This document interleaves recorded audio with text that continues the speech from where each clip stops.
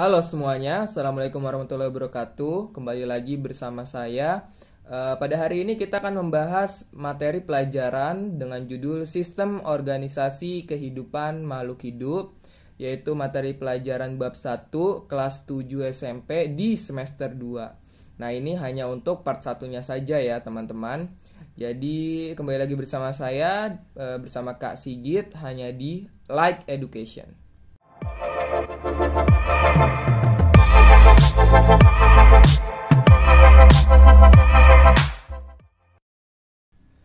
Oke, sebelum kita mulai belajar pada hari ini, marilah kita mengucap basmalah terlebih dahulu.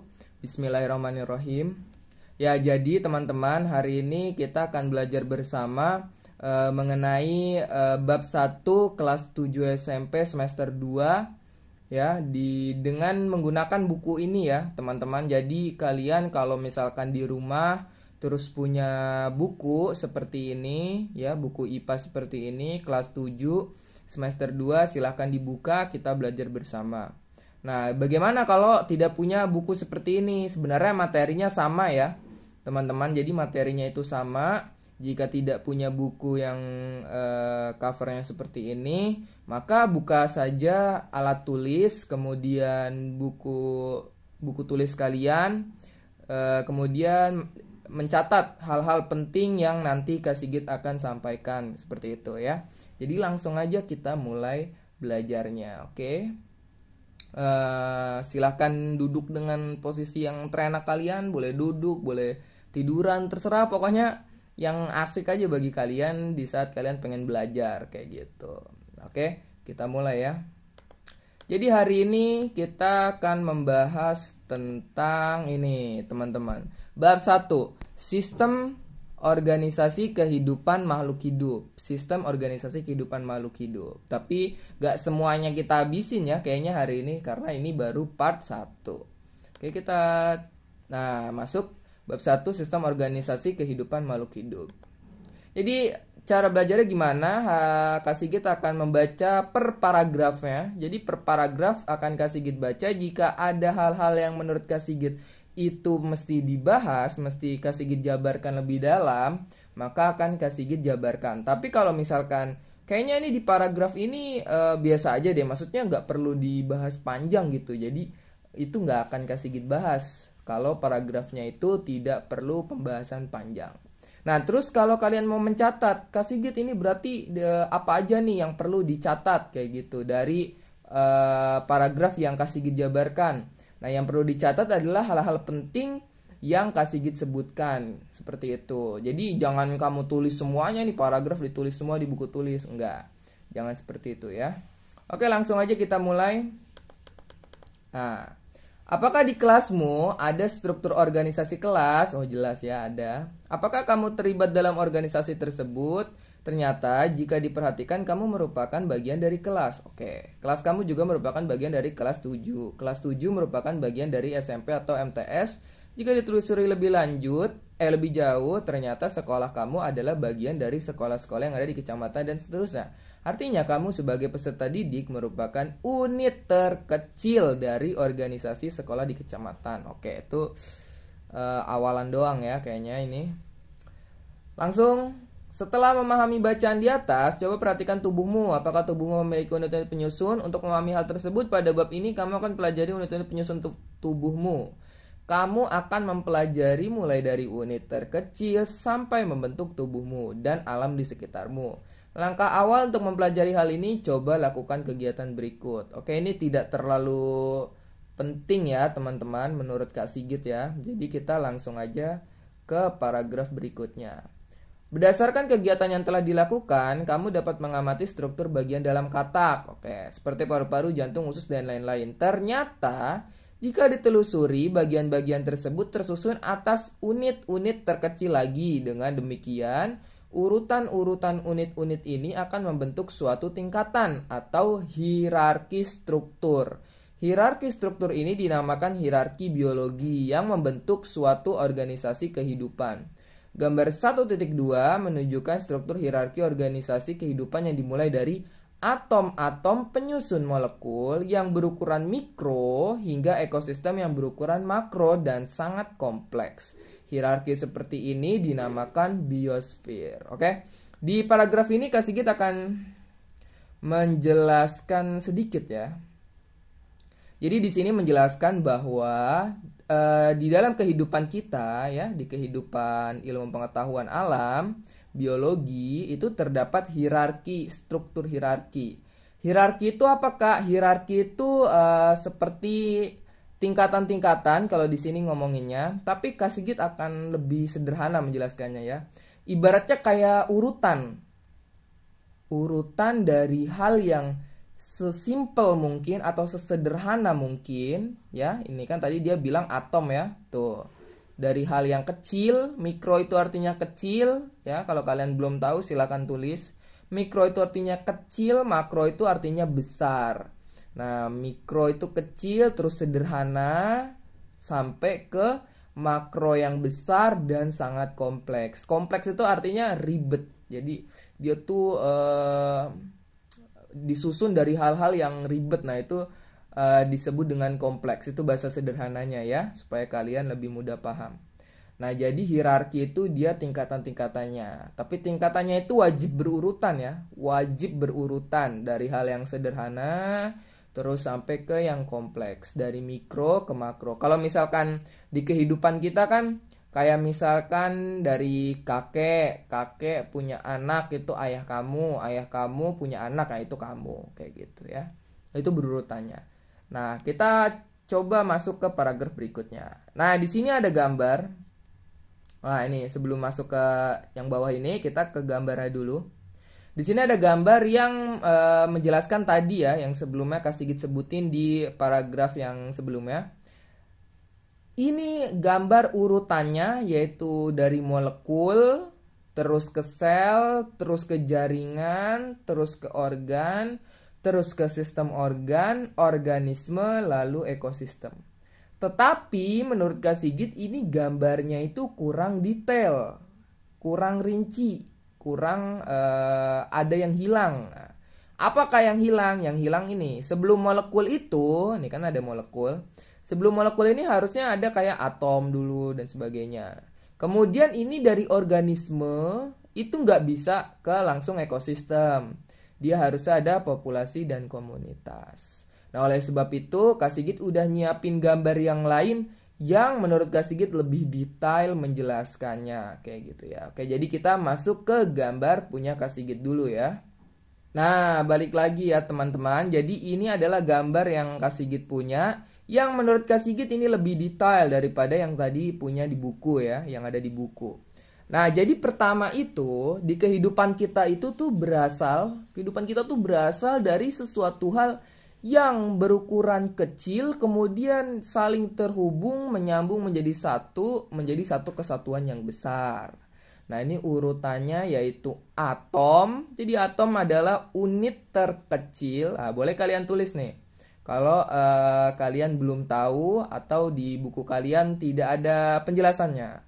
Atom adalah unit terkecil dari suatu objek ya, dari suatu objek, baik itu benda mati ataupun benda hidup yang tidak dapat terbagi lagi. Jadi dia tidak bisa dipotong-potong lagi, itu istilahnya yang disebut atom. Nah, kemudian atom ketika dia saling bergabung dapat membentuk molekul. Nah, molekul ini berukuran kecil. Kemudian membentuk lagi bisa makromolekul. Sebenarnya ini nggak perlu, menurut Kak Sigit ini nggak perlu dipisah kayak begini ya. Molekul, makromolekul, langsung aja ngomong molekul aja kayak gitu. Nah, dari molekul kemudian menyambung lagi menjadi organel. Nah, Kak, organel itu apa sih? Nah, kalau kalian belum tahu boleh dicatat.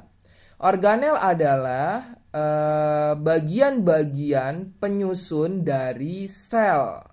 Bagian-bagian penyusun dari sel. Jadi, organel ini adalah penyusun-penyusun objek penyusun-penyusun yang terdapat di dalam sel, macam-macam ya, seperti ada inti sel, ada retikulum endoplasma, ribosom dan lain-lain. Nanti Kak Sigit bahas kalau sudah ketemu paragraf atau babnya ya. Nah, dari organel-organel ini sambung menyambung menjadi satu kesatuan, kemudian menjadi sel. Nah, sel ini pakai bahasa Inggris ya, CELL, tapi kalau di Indonesia nulisnya sel biasa aja, SEL. Kayak gitu ya. Jadi jangan nulis CELL kayak gini ya, apalagi kalau pas ujian.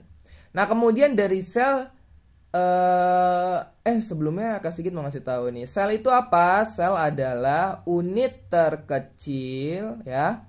Unit terkecil yang hidup. Nah, kalau Kak Sigit jelasnya kayak gitu ya. Yang hidup pada makhluk hidup. Nah, jadi dia itu unit terkecil yang hidup pada makhluk hidup. Sedangkan kalau atom itu hidup nggak? Atom itu tidak hidup karena dia tidak memiliki ciri-ciri benda hidup, ciri-ciri makhluk hidup. Dia nggak ada atom. Tapi kalau sel dia punya ciri-ciri makhluk hidup. Nah, sel bergabung menjadi satu membentuk apa? Membentuk jaringan. Nah, ini pakai bahasa Inggris lagi ya. Tapi jangan kamu tulis tisu gini, kamu tulisnya jaringan. Jadi dari sel ke jaringan, jaringan sambung menyambung menjadi organ. Nah, ini organ contohnya apa, Kak? Contohnya adalah jantung. Jadi jantung tuh organ. Paru-paru itu organ, mulut itu organ, lambung itu organ, usus itu organ. Nah, kalau jantung organ, berarti sistem organnya apa setelah organ ini? Yaitu sistem peredaran darah. Itu contoh ya. Sistem peredaran darah. Nah, sistem peredaran darah, sistem pernafasan, sistem pencernaan, sistem saraf bergabung menjadi satu menjadi organisme. Organisme nama lainnya apakah? Ada nggak nama lainnya organisme? Ada. Tulis organisme atau individu. Kayak gitu ya teman-teman. Jadi organisme atau individu adalah kumpulan dari sistem organ. Nah, habis dari organisme terus menjadi apa? Menjadi populasi. Populasi pengertiannya apa? Tulis yang belum tahu. Populasi sama dengan kumpulan dari organisme atau individu yang sejenis. Nah, ini kalau populasi itu wajib sejenis, gak boleh enggak. Kan kita lihat nih, ini kan organismenya ini kan manusia, ya kan? Tuh, organismenya ini gambar manusia. Berarti populasinya itu apa? Populasinya berarti kumpulan dari manusia. Yang pasti wajib lebih dari satu. Karena kalau satu sendirian itu cuma bisa dibilang individu atau organisme. Tapi kalau dia lebih dari satu, dua aja. Minimal dua aja itu udah bisa dibilang populasi. Ngerti ya? Jadi itu disebut populasi. Pokoknya dia harus sejenis dan lebih dari satu. Lanjut, habis populasi ada apa? Berkumpul lagi antar populasi disebut community atau komunitas. Nah, Kak, bedanya komunitas sama populasi itu apa? Bedanya adalah banyak jenisnya. Jadi kalau komunitas itu jenisnya lebih dari satu. Kasih contoh dong. Oke, kita kasih contoh ya. Misal, ada manusia berkumpul. Terus di dekat manusia-manusia itu, di dekat kita sama teman-teman kita lagi ngumpul nih di rumah, itu ternyata ada semut. Di rumah kita ada semut yang lebih dari satu juga lagi ngumpul, lagi nyari makan. Lebih dari satu juga. Nah, itu udah bisa dibilang komunitas. Tapi itu komunitas di mana? Berarti komunitas di rumah. Misal kamu sama teman-teman kamu lagi belajar di ruang tamu, ya berarti komunitas di ruang tamu. Kayak gitu. Ngerti ya? Nah, terus dari komunitas baru masuk ke ekosistem. Makanya tadi gambar yang ada di buku tadi itu kurang tepat. Dia dari organisme langsung ke ekosistem. Enggak ya. Jadi harus lewat populasi dulu, komunitas, baru masuk ke ekosistem. Nah, Kak, ekosistem itu apa? Tulis ya. Ekosistem adalah hubungan antara makhluk hidup dengan lingkungannya. Jadi kan tadi komunitas tuh udah banyak tuh jenisnya. Udah banyak jenisnya, terus mereka terhubung tuh sama lingkungan, ya. Sama lingkungan. Misal zebra, singa, itu kan mereka banyak tuh jumlahnya. Tapi mereka terhubung semuanya di padang rumput. Nah, itu dibilang ekosistem padang rumput. Nah, baru naik lagi ke biosfer. Biosfer itu contohnya apakah? Contohnya adalah hidrosfer. Ini kan ada tulisannya nih. Hidrosfer yang berhubungan sama air, terus berhubungan sama udara, terus berhubungan sama tanah. Nah, itu satu kesatuannya disebut biosfer. Sebenarnya ada lagi nih lanjutannya, disebut bioma. Bioma ya, yaitu daratan dan lautan. Seperti itu ya. Jadi ini adalah urutan lengkapnya dari sistem organisasi kehidupan kita di bumi. Kayak gitu ya. Oke, lanjut kita bahas ke buku lagi, oke? Nah, udah sampai lagi di bukunya. Nah, ini gambarnya yang tadi yang udah kasih Sigit ganti dengan penjelasan yang lebih detail. Masuk ke sini. Sel sebagai unit struktural dan fungsional kehidupan. Pada hierarki organisme kehidupan, sel berada di tingkat struktural terendah yang masih mampu menjalankan semua fungsi kehidupan. Sel mampu melakukan regulasi terhadap dirinya sendiri, memproses energi, tumbuh dan berkembang, tanggap terhadap lingkungan, serta melakukan reproduksi untuk melestarikan jenisnya.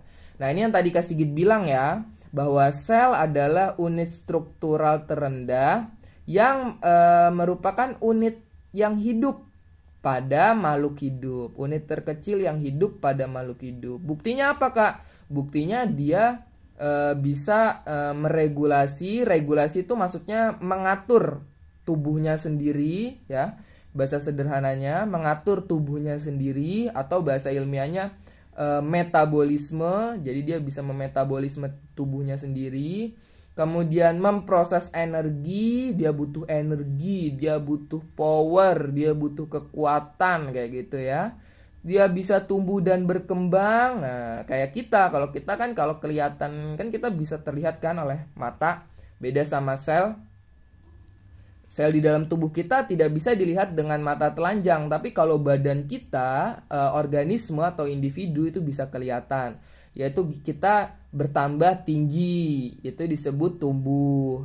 Kita berubah bentuk, itu disebut berkembang. Badan kita yang tadinya misalkan badannya kecil, masih kurus, tiba-tiba makin dewasa, makin besar, kemudian tubuhnya makin berotot. Nah, itu dia berkembang. Terus tanggap terhadap lingkungan. Tanggap terhadap lingkungan ini punya nama lain ya teman-teman. Jadi bisa kalian tulis, yaitu peka terhadap rangsang. Nah, itu nama lain dari tanggap terhadap lingkungan, atau peka terhadap rangsang. Atau ada bahasa ilmiahnya, yaitu iritabilitas. Iritabilitas. Oke, boleh kalian tulis.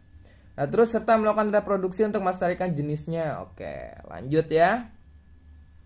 Setiap organisme tersusun atas salah satu dari dua jenis sel secara struktural berbeda. Kedua jenis sel tersebut adalah sel prokariotik dan sel eukariotik. Pada sistem 5 kingdom, hanya Monera, bakteri dan ganggang biru, yang memiliki sel prokariotik. Protista, jamur, tumbuhan, dan hewan semuanya terdiri atas sel eukariotik. Ini Kak Sigit lanjutin dulu ya, karena ini berkaitan. Sel prokariotik berasal dari bahasa Yunani, yaitu prokariot. Pro, nah ini boleh kalian tulis nih ya. Pro berarti sebelum, kariot berarti nukleus. Jadi sel prokariotik itu memiliki nukleus atau inti sel. Jadi dia punya inti sel, tetapi inti sel tersebut tidak diselubungi membran inti. Sedangkan sel eukariotik, bahasa Yunaninya itu eu, berarti sejati atau sebenarnya, merupakan sel yang memiliki inti sel. Jadi sama-sama punya inti nih. Si prokariotik sama eukariotik sama-sama punya inti sel. Tapi yang sel eukariotik itu dibungkus oleh membran inti. Jadi itu bedanya ya. Jadi sel itu unit terkecilnya itu, unit terkecil hidup pada makhluk hidup, yaitu sel, itu dibedakan jadi dua. Ada yang prokariotik nih, ada prokariotik sama yang eukariotik. Bedanya apa Kak? Bedanya kalau prokariotik dia tidak memiliki membran inti, sedangkan kalau sel eukariotik itu punya membran inti. Nah, Kak Sigit udah ada gambarnya nih, maksud membran inti itu apa? Oke, kita lihat dulu gambarnya. Nah, ini gambarnya. Yang kiri ini adalah sel prokariotik, sedangkan yang kanan itu adalah sel eukariotik. Nah, kalau kalian tanya, Kak, Kak, kalau manusia itu masuknya kemana di badannya dia?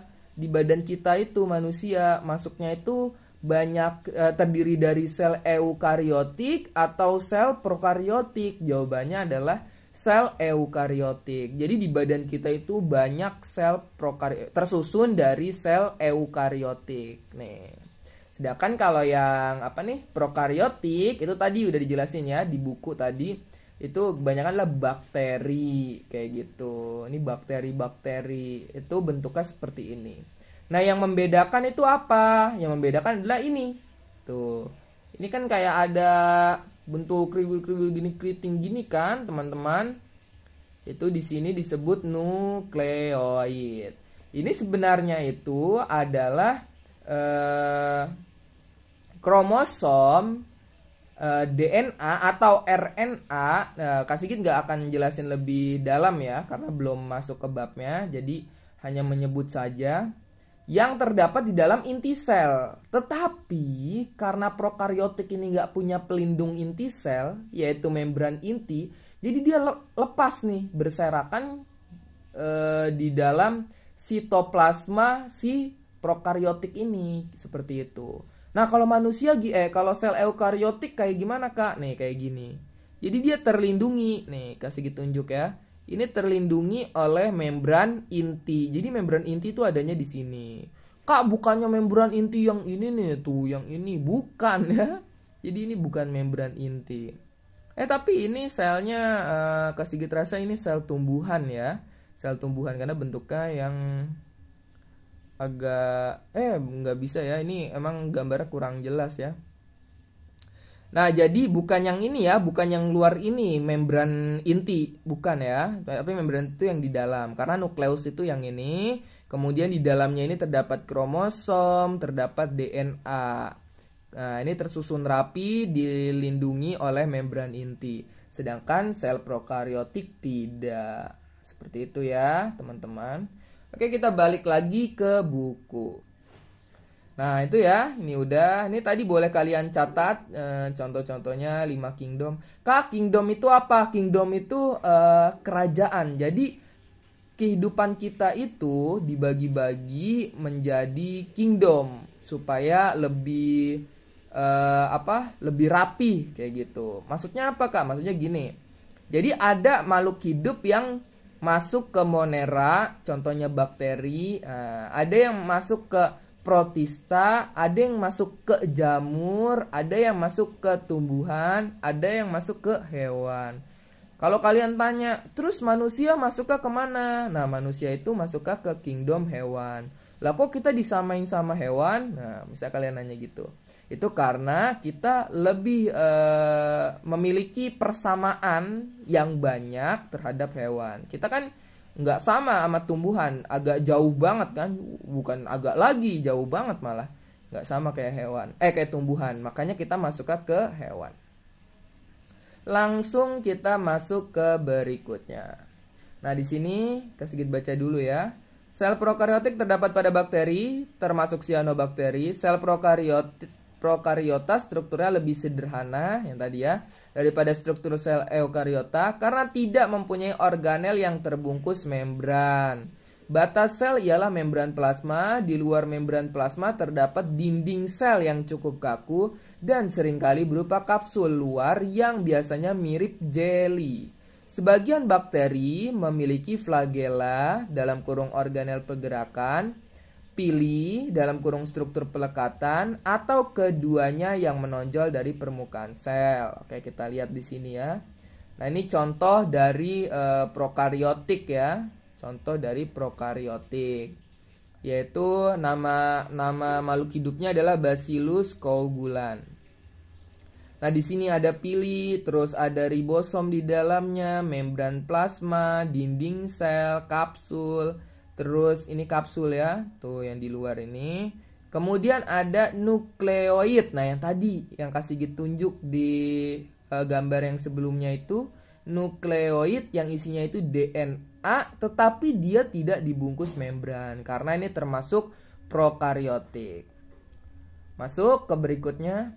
Sel-sel tersebut akan menyusun tubuh makhluk hidup melalui pengorganisasian yang sistematis. Dalam organisasi tubuh, sel memiliki peranan yang sangat penting. Kamu tidak dapat mengamati sel secara jelas pada tanaman atau hewan hanya dengan mata telanjang. Tuh, bener kan? Jadi, di tubuh kita tuh punya sel nggak sih? Punya. Tapi bisa nggak sih dilihat pakai mata telanjang? Nggak bisa. Terus harus pakai apa? Nah ini, kamu membutuhkan alat bantu berupa mikroskop. Seperti itu ya. Jadi kita harus pakai mikroskop. Nah ini contoh ininya ya, percobaannya dengan menggunakan mikroskop. Tapi Kak Sigit nggak bahas ya, karena ini seperti tugas ini. Tuh, ini tugas pengamatan ya. Masuk ke berikutnya, kita lihat. Nah, ingatlah, nih boleh nih dicatat. Sel merupakan unit terkecil kehidupan. Oke, di dalam sel terdapat penyusun sel atau organel sel. Nah, ini yang tadi Kak Sigit sebut ya, bahwa organel sel itu adalah objek-objek penyusun sel, seperti itu. Namun organel tidak disebut sebagai unit terkecil kehidupan. Iya, sebab organel tidak mampu hidup mandiri. Nah, jelas. Jadi organel itu cuma penyusun sel, tapi dia nggak bisa hidup sendirian. Dia harus saling bekerja sama untuk membentuk sel. Barulah sel disebut unit terkecil kehidupan yang bisa hidup mandiri.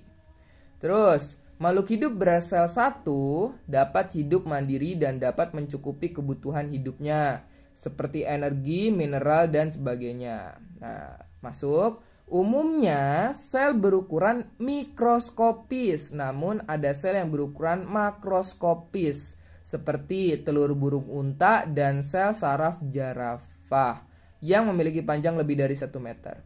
Burung unta gede ya, ukuran telurnya. Nah ini contohnya dari ukuran ya. Ini bukan urutan organisasi kehidupan, tapi ini cuma ukuran-ukurannya ya. Ukuran dari atom, molekul, dan sebagainya. Oke, kita lewatin. Nah ini, sebagian besar sel berdiameter 1 sampai 100 mikrometer. Nah ini, teman-teman kalau di sekolah, di tugas atau dapat pelajaran dari sekolah terus ada simbol seperti ini, jangan bingung ya. Ini disebut mikrometer cara nyebutnya ya. Jangan bingung. Sehingga hanya dapat dilihat dengan menggunakan mikroskop. Oke, perhatikan skala yang dipakai. Skala dimulai dari bagian atas dengan 10 meter dan menurun. Setiap pengukuran di sisi kiri menunjukkan pengecilan ukuran 10 kali. Nah ini contoh pengukurannya. Tapi Kak Sigit punya gambar yang lebih jelasnya ya. Oke, kita masuk ke gambar yang Kak Sigit punya. Nah ini adalah tabel pengukuran ya. Tabel pengukuran yang udah Kak Sigit cari. Jadi kan kalau kita pas SD itu kan kita belajar kilometer, hektometer, dekameter, meter, desimeter, sentimeter, milimeter. Nah, tapi ternyata nggak cuma sampai situ aja. Nah, selebihnya ada lagi. Apa aja ini? Kilo, kan tadi kilometer, hektometer, ya kan? Nah, di atas kilo itu, sebelum kilo itu ada lagi, teman-teman. Yaitu tera, giga, mega. Nah, kalian pernah denger gak istilah-istilah ini? Kalau Kak Sigit udah sering dengar karena ini sering muncul di komputer ya, di laptop, di flash disk, di HP kalian, ya nggak? Misal RAM HP kamu berapa giga? Nah, ya kan? Itu satuannya berapa giga. Nah, hard disk kamu berapa tera? Nah, komputer kamu berapa tera? Nah, itu pakai tera. Kayak gitu ya. Flash disk kamu berapa giga? Nah, itu pakai giga. Jadi ini adalah sebelum kilometer nih. Kalau misalnya pakai meter berarti sebelum kilometer. Nah, terus berapa kelipatannya? Kalau kilometer ke meter kan 10 pangkat 3. Kan turun 3 kali kan? Dari kilo ke meter. Nih meternya nggak ada ya. Kosong. Harusnya ada nih hekto, dekameter, meter, desi, senti. Nih di tengah-tengah sini. Ya. Kalau dari kilo itu 10 pangkat 3. Tapi kalau dari tera itu 10 pangkat 2 Kalau dari giga 10 pangkat 9. Kalau dari mega 10 pangkat 6. Seperti itu. Nah, baru masuk ke kilometer, hektometer, dekameter, meter, desimeter, sentimeter, milimeter. Nah, setelah mili ternyata ada lagi, yaitu mikro. Nah, ini yang tadi nih. Mikro, ya. Mikro, nano, piko. Ya, mikro, nano, piko. Nah, ini simbolnya mikro, nano, piko. Nah, kalau mili kan 10 pangkat min 3 nih. 1 mili berapa meter? 10 pangkat min 3. Jadi 0,001. Tapi kalau mikro berapa? 10 pangkat min 6. Langsung ngeloncat 3 ya. Kalau nano berapa? 10 pangkat min 9. Loncat lagi 3 ya. Kalau piko berapa? 10 pangkat min 12. Nih minnya harusnya 1 ya. Jangan 2 begini. 10 pangkat min 12. Jadi ada mikro, nano, piko. Nah, kalau digabungin semua gimana? Tera, giga, mega, kilo, hekto, deka, meter, desi, senti, mili, mikro, nano, piko. Kayak gitu ya. Ini boleh kalian catat di buku tulis. Oke, kita balik lagi ke buku. Nah, jadi itu ya. Itu tadi penjelasan mengenai pengukuran yang lebih detail. Kalau ini kurang ya, kurang detail. Nah, langsung kita lihat masuk lagi. Oh, ini kayak penugasan ya, setelah-setelahnya. Setelah-setelahnya ini seperti penugasan-penugasan. Oh, penugasan-penugasan. Oke. Mungkin sampai sini dulu di part satunya mengenai sistem organisasi kehidupan kita. Seperti itu. Nanti masuk lagi ke part 2-nya sampai ini selesai. Oke? Kita akhiri dengan mengucap hamdalah, alhamdulillahirabbil alamin. Jika kalian suka boleh di like, jangan lupa untuk share ke teman-teman kalian, dan jangan lupa untuk di subscribe. Oke? Assalamualaikum warahmatullahi wabarakatuh.